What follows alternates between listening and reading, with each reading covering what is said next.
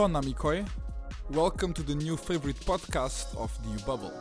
That's right, if you're listening to this, it means you're on the right track to become the next member of the European Parliament, or MEP for short. This is the Young Bureaucrat in Brussels! Why this podcast? I think the answer is obvious, no? There just aren't enough discussions about the EU in this city.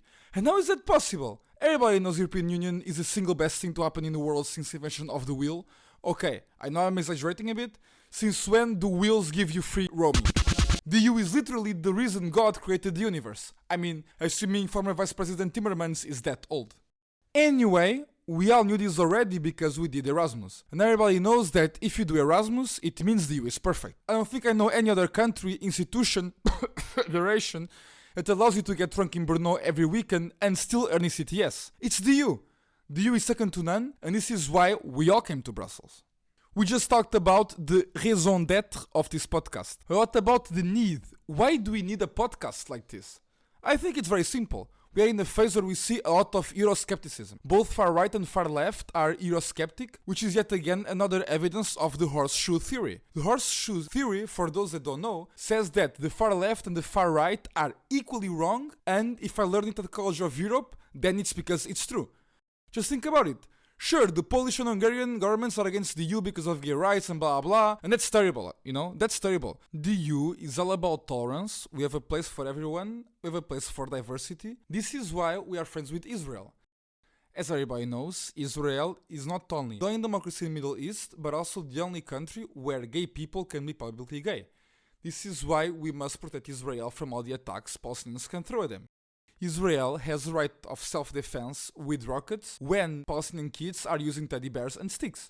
Just the other day, I saw this little girl hitting her head on the gun of an Israeli soldier, and it's just disgusting how they are now using kids to attack them. What's next? You're gonna leave your kid in front of Israeli bullets?